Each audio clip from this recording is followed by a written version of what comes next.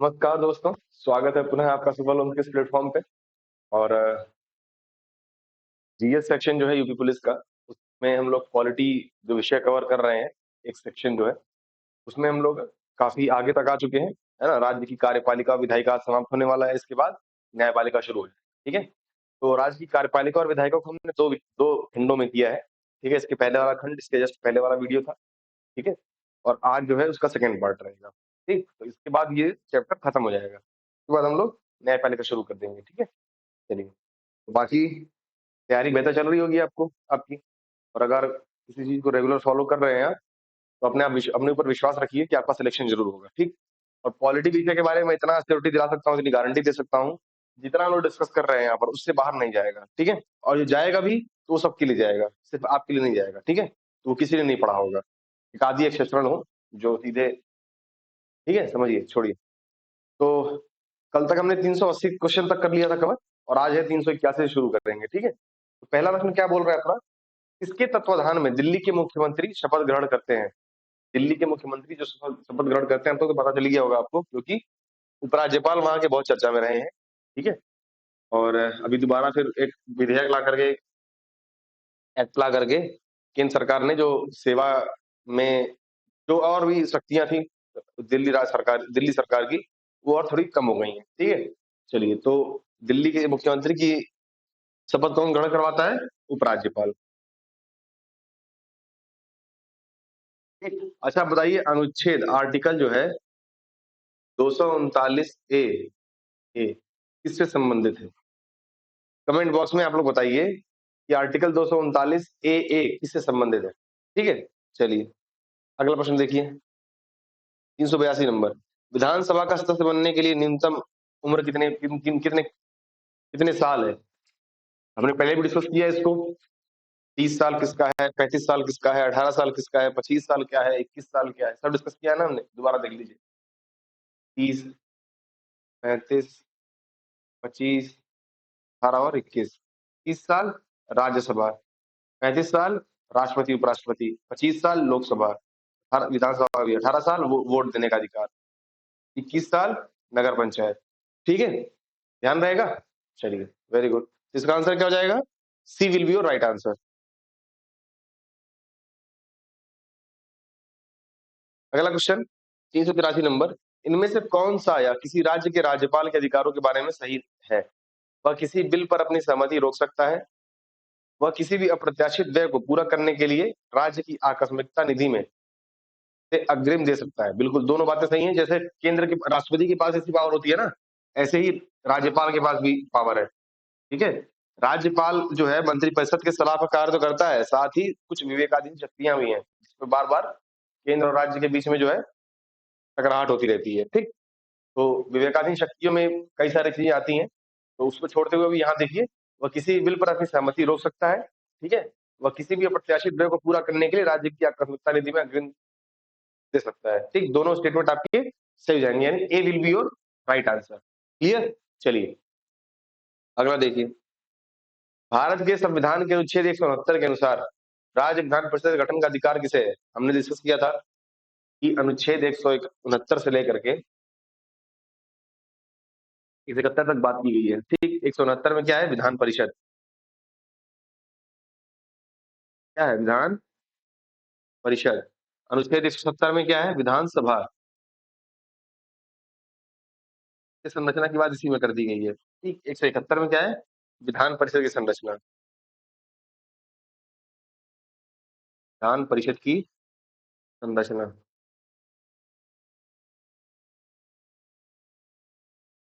ठीक है, ध्यान रहेगा इतना।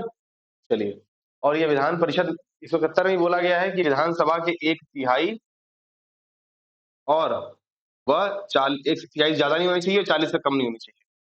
ठीक है, चलिए अगला सवाल देखिए, 385 नंबर। भारत में किसी भी राज्य का गवर्नर बनने के लिए निम्न में से कौन सी योग्यता होनी जरूरी है? गवर्नर बनने के लिए सबसे पहली बात 35 साल, है ना। जैसे राष्ट्रपति के लिए 35 साल है, ऐसे ही गवर्नर के लिए भी कितनी साल है उम्र, कितने वर्ष की उम्र है? 35 साल होना चाहिए, तब वो गवर्नर बन सकता है। ठीक है, चलिए, और किसी भी सदन का सदस्य नहीं होना चाहिए वो। ठीक, क्योंकि अगर मान लीजिए होता भी है तो जैसे ही पद धारण करेगा उसकी सदस्यता समाप्त हो जाएगी और भारत का नागरिक होना चाहिए। ठीक है, चलिए तो क्या हो जाएगा, D will be your right answer. तीनों स्टेटमेंट सही हैं। आप ए, बी और सी तीनों स्टेटमेंट सही हो जाएंगे आपके। ठीक है, चलिए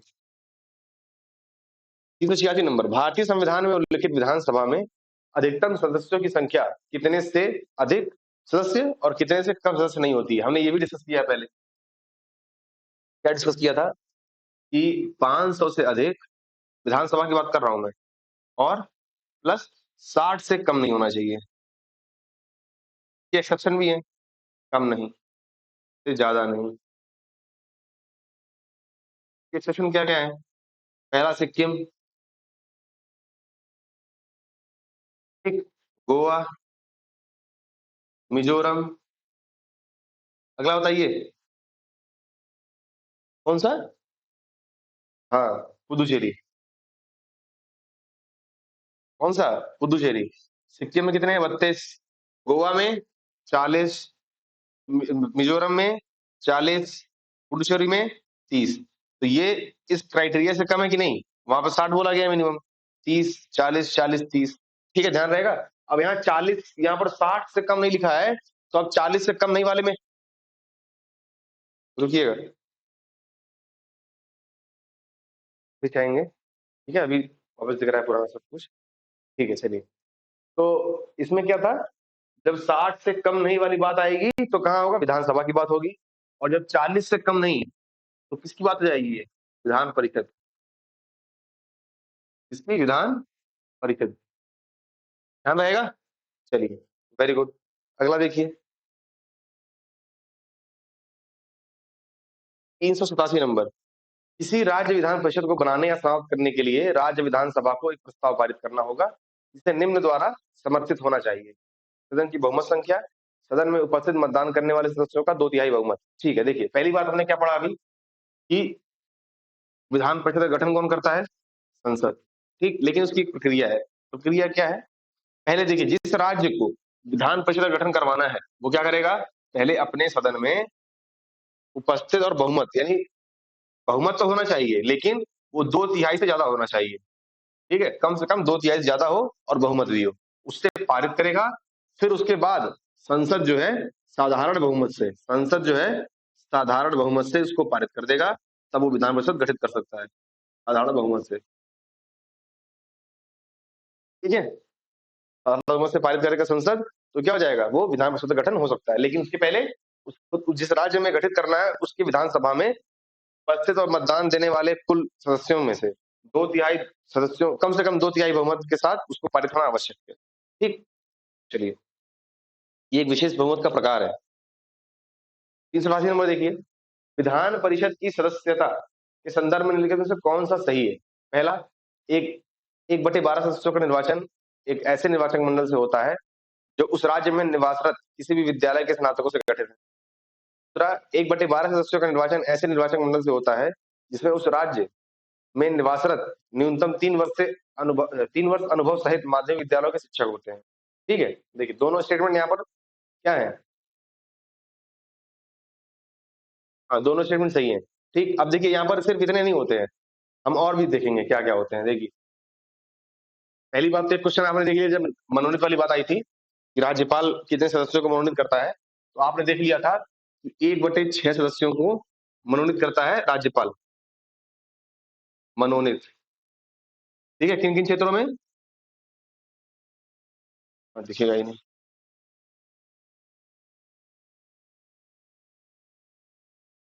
यहाँ दिख रहा है। चलिए 1/6 मनोनीत, किन किन राज्य, किन किन क्षेत्रों में, विज्ञान, कला, साहित्य, समाज सेवा, और एक क्या ऐड हो गया था, सहकारी आंदोलन, सहकारी आंदोलन। अब देख लीजिए 1/3 इससे, विधानसभा से। ठीक, 1/3 किससे, अ, जिला बोर्ड या फिर पंचायत संगठन या नगर पालिका जो संगठन है उससे, ठीक है? जिला बोर्ड से, जिला बोर्ड समिति जो है, के माध्यम से चुने जाते हैं कुछ लोग, ठीक? अब मान लीजिए यहीं देख लीजिए, अब 1/12 1/12 ये जो ऐसे निर्वाचक मंडल जो मतलब ग्रेजुएट हो चुके हों, इस क्या हो चुके हों? ग्रेजुएटों का ग्रेजुएटेड स्टूडेंट्स जो हैं वो 3 साल से ज़्यादा ग्रेजुएट हो चुके हैं, है ना? उनका जो संगठन है उसके माध्यम से 1/12 सदस्य चुने जाएँगे। फिर 1/12 जो एक और है, वो किससे चुने जाएँगे? उन शिक्षकों के समूह से जो माध्यमिक शिक्षा बोर्ड के अंतर्गत आते हैं। प्राथमिक विद्यालय वाले शिक्षक नहीं, ठीक है? माध्यमिक शिक्षा क्षेत्र में जो है, उनकी बात की जा रही है। देखिए, 1/3 के 2 पेयर हैं, 1/12 के 2 पेयर हैं और 1/6 सिर्फ सिंगल है। मतलब इसको याद करने का तरीका क्या है? 1/6 वाले तो मनोनीत है, सिंपल याद रहेगा वो चीज़। 1/12 और 1/12 ये 2 जो हैं ये पढ़ाई वाले हैं। क्या? एक 1/12 ग्रेजुएट वाला है और एक 1/12 जो है क्या है? माध्यमिक शिक्षा के लेवल का है। जो समूह रहेगा वो डिसाइड करेगा, वो निर्वाचक मंडल में शामिल रहेगा। और 1/3 और 1/3 क्या है? एक 1/3 तो सीधे मान लीजिए कि विधानसभा से ले लिए जाएँगे, ठीक है? मतलब विधानसभा से जो है वो निर्वाचक वो करेंगे और 1/3 सदस्य जो हैं, वो जिला बोर्ड समिति के जो संगठन है वो चुनेगा 1/3 सदस्यों को, ठीक है? ये अलग-अलग लोग उसका चुनाव करेंगे, ठीक? यहाँ से लिए नहीं जाएँगे, ये लोग चुनाव करते हैं, ठीक है? ठीक? चलिए, आंसर क्या हो जाएगा? दोनों दोनों स्टेटमेंट आपके सही हो जाएँगे। अगला देखिए, राज्य के राज्यपाल के अधिकारों के संदर्भ में निम्नलिखित में से कौन सा वक्तव्य सही है? विधानसभा द्वारा पारित किसी विधेयक पर वह अपनी स्वीकृति न देकर उसे राष्ट्रपति के पास अनुमोदन के लिए भेज सकता है। आपातकालीन शासन के दौरान राज्यपाल मंत्रिमंडल के सुझावों की अवहेलना कर सकते हैं, अगर राष्ट्रपति इसके लिए उन्हें विशेष अनुमति दी हो। देखिए, अ, पहला स्टेटमेंट जो है वो किसी विधेयक लिख दिया है। क्या लिख दिया है? किसी विधेयक। किसी विधेयक लिख दिया है और किसी विधेयक के अंतर्गत धन विधेयक भी शामिल है। किसी विधेयक के अंतर्गत धन विधेयक भी शामिल है। धन विधेयक को वो ऐसा कर नहीं सकता है, ठीक है? अपनी स्वीकृति वो आर्टिकल 200 का प्रयोग धन विधेयक के मामले में नहीं करेगा, ठीक? तो ये क्या हो जाएगा? पहला स्टेटमेंट गलत हो जाएगा, ठीक? दूसरी बात, राज्यपाल मंत्रिमंडल के सुझावों की अवहेलना नहीं कर सकता है, ठीक? नहीं कर सकता, क्यों? जो राष्ट्रपति उसको सलाह दे रहे हैं, वो मंत्रिमंडल के उस पे ही तो दे रहे हैं, ठीक है? तो उसका अवहेलना नहीं कर सकता, तो दोनों स्टेटमेंट क्या हो गए? गलत हो गए, ठीक है? ध्यान रहेगा? तो ए और बी दोनों सही ही नहीं है, सही। अगला क्वेश्चन देखिए, 390 निम्नलिखित में कौन से राज्य में द्विसदनीय विधायिका है? अब देखिए, इसका आंसर मैं नहीं करूँगा, क्योंकि अगर कल आपने वीडियो देखा है तो हमने कल डिस्कस किया था मैप बना करके कौन-कौन से 6 राज्य जो हैं, जिनमें विधान परिषद की उपस्थिति है, तो आप बताएँगे उसका आंसर, ठीक है? चलिए कमेंट बॉक्स में बताइएगा, या जो पहले से पढ़ रहे हैं उनके मुँह में लड्डू फूटा होगा। तुरंत वीडियो रोक करके आंसर करिए, या सोच लीजिए मन में तब भी अगर आ रहा है तो आप ठीक है।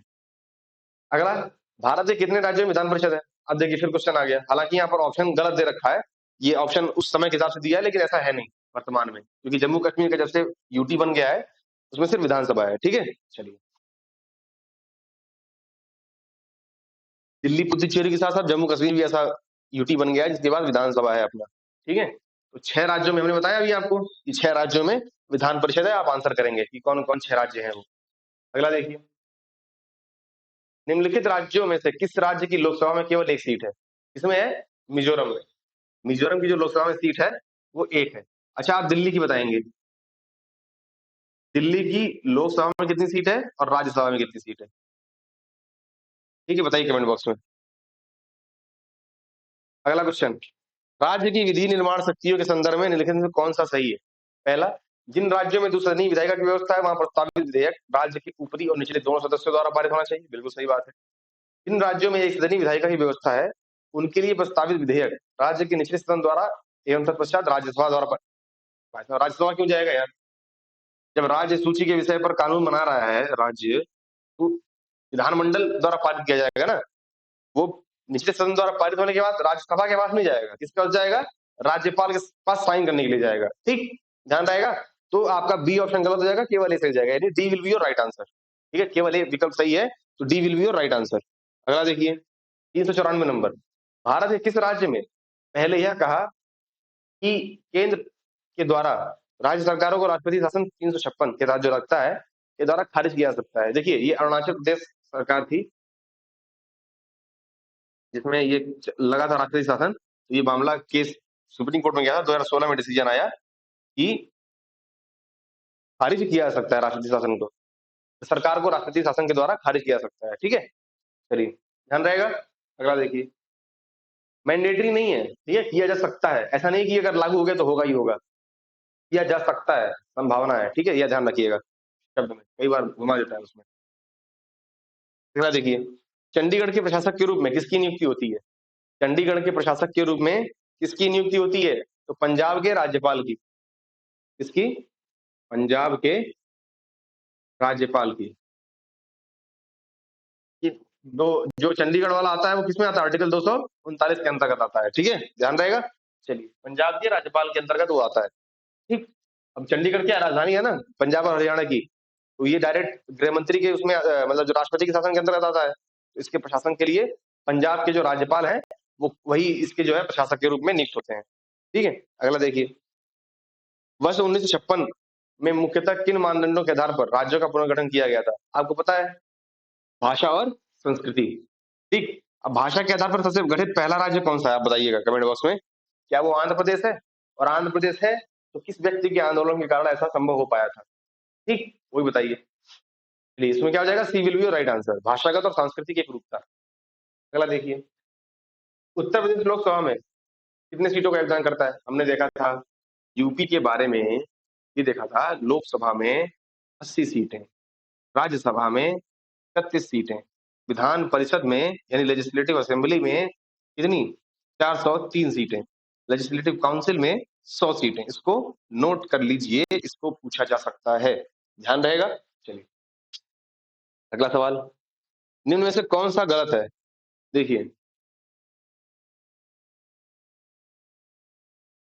राज्यपाल राज्य की विधान परिषद का स्थगन करता है, स्थगन शब्द इस्तेमाल किया गया। अच्छा, राज्यपाल राज्य की विधानसभा का स्थगन करता है, राज्यपाल राज्य की विधान परिषद को भंग कर सकता है। देखिए, स्थगन होता है कि जैसे मान लीजिए कुछ दिन के लिए टाल दिया गया है ना, कुछ दिन के लिए सत्र को टाल दिया गया या फिर मतलब बढ़ा दिया गया कि इतने दिन बाद होगा, फलाना दिन हो गया, शाम को होगा, ऐसा करके स्थगित होता है।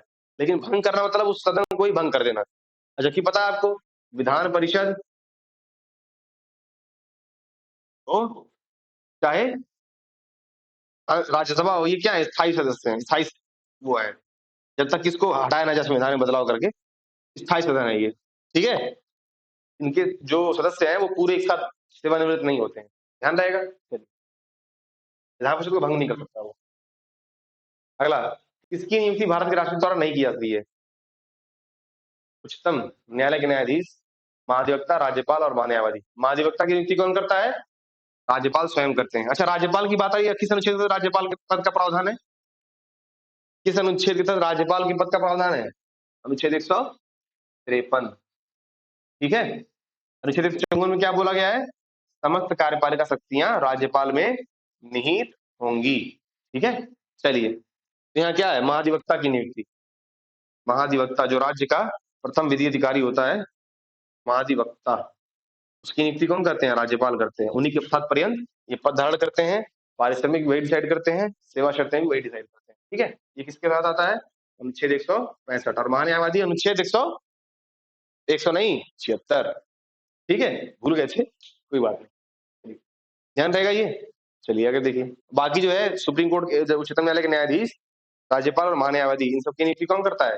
राष्ट्रपति। तय की कौन करता है? राष्ट्रपति। अगला देखिए 400 नंबर, तमिलनाडु का मुख्यमंत्री कौन है?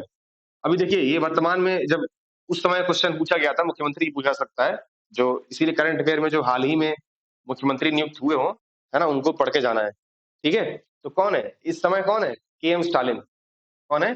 स्टालिन भाई साहब। तो दिल्ली की शिक्षा व्यवस्था के लिए जो एक तरह से विजिट करने आए थे, वो भी आए थे, है ना, तमिलनाडु के जो मुख्यमंत्री थे वो दिल्ली शिक्षा व्यवस्था के देखने के लिए भी दिल्ली आए थे। के.एम. स्टालिन कौन हो गए? वर्तमान में तमिलनाडु के मुख्यमंत्री हो गए। ठीक है, अगला देखिए, भारत का प्रधानमंत्री बनने के लिए न्यूनतम आयु क्या है?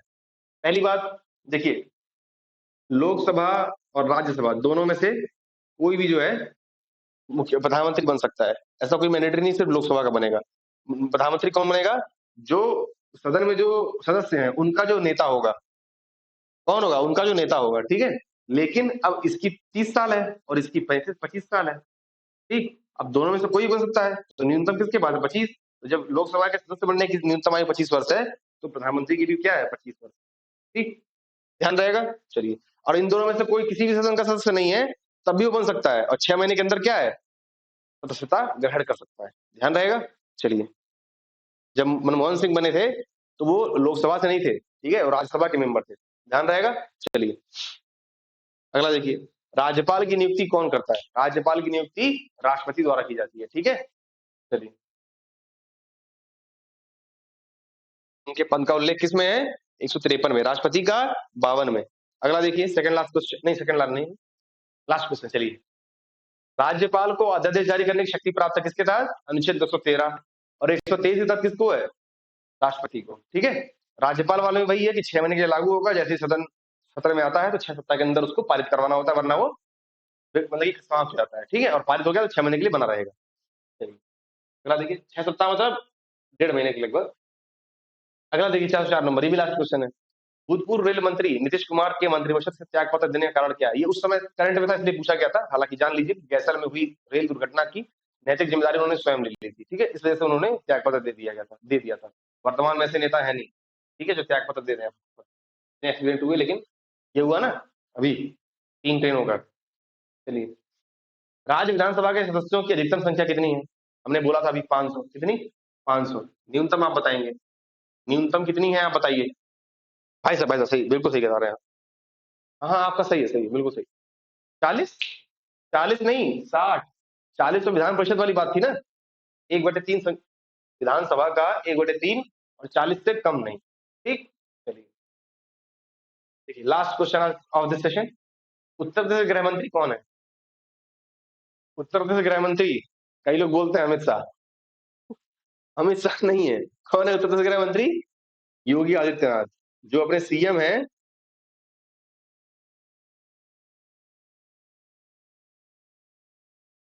अपने सीएम है, उन्हीं के पास गृह मंत्रालय भी है, ठीक है? तो अपने होम मिनिस्टर कौन होगा यूपी के? माननीय मुख्यमंत्री जी, ठीक है? गृह मंत्रालय उन्होंने अपने पास रखा है, ठीक? चलिए, तो यहाँ से राज्य की कार्यपालिका और विधायिका समाप्त होता है, ठीक है? इसके बाद हम लोग न्यायपालिका शुरू करेंगे और उसको भी इसी क्रम में फटाफट करने की कोशिश करेंगे, ठीक? और जो चीजें आपको नहीं मिली हो यहाँ पर, नई नहीं नई मिली हो, उनको सीखने की कोशिश करिए, उसको नोट डाउन कर लीजिए, ठीक है? बाकी मिलते हैं हम लोग नेक्स्ट वीडियो में। Thank you so much.